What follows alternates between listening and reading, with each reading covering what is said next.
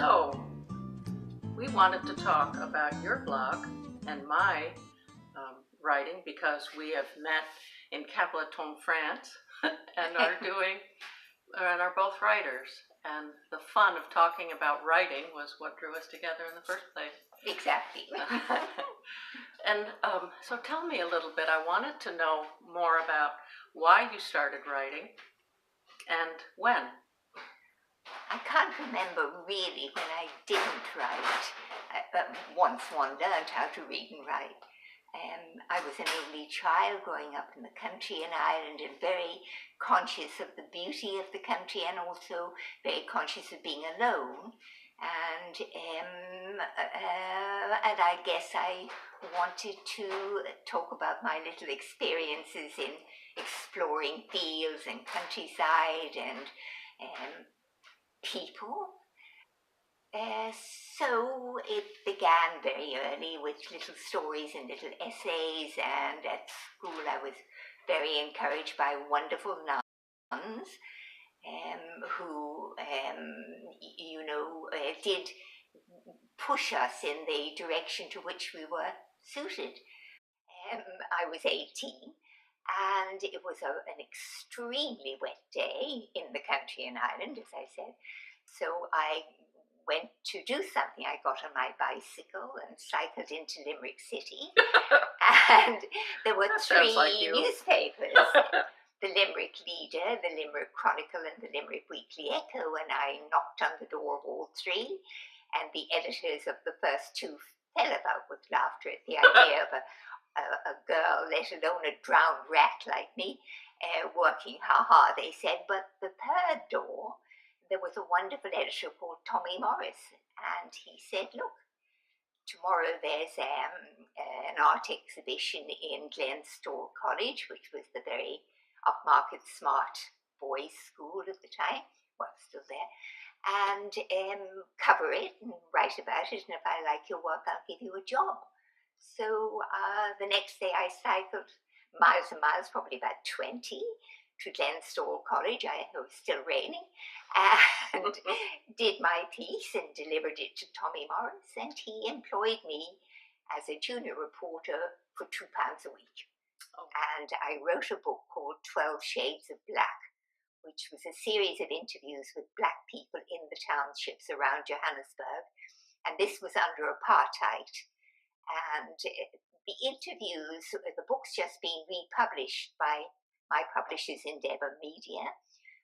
But I mean, today those interviews perhaps don't seem all that successful because black people were terrified of talking to white people. So there's a killer horse in the story, and I wanted to find out if a horse could be trained to kill. Mm-hmm. So I went to a circus and I said, how do you get horses to respond, animals to respond? And they said, we do it with whistles. Mm-hmm.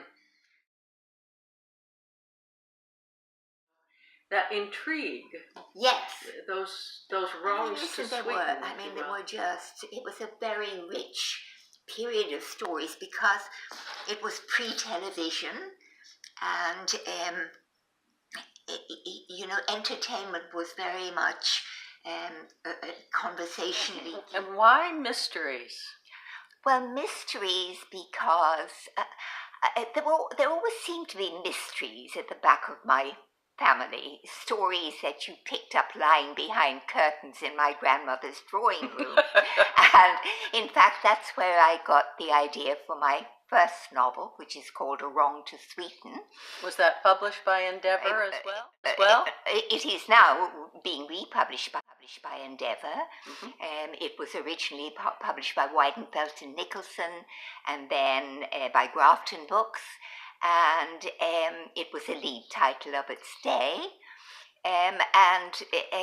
It came about because lying there, I guess I was about 7, my grandmother was having one of her afternoon tea parties, and I heard one of the ladies saying, well, great aunt so-and-so was so frightened of water that she made her coachman drive miles and miles and miles to avoid going over a bridge. And somehow this story stayed in my mind, and I thought, who was that woman and why was she so frightened of water?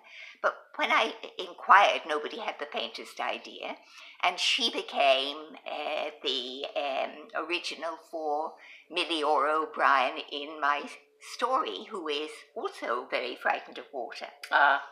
Mhm. So the seed was planted.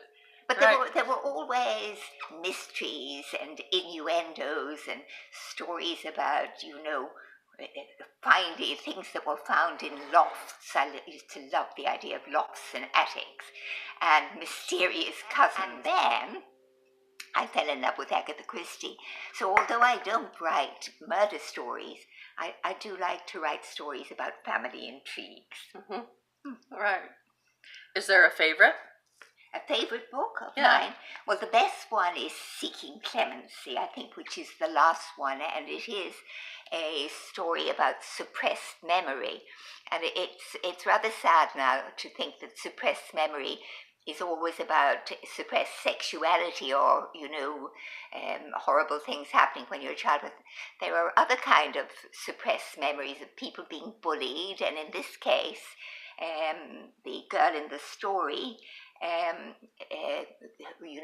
lived as a child in a beautiful old house in County Clare by the lake, and she was a child who was subjected to suppressed memory. When she goes back to that house 30 years later, memories begin to come back until she finally finds why those memories were suppressed. And it's the story of a wicked grandmother and and three sisters and what happened to them. And that's your favorite because? Well, it's the most developed, I think. I put the other one in the rubbish bin. I binned it.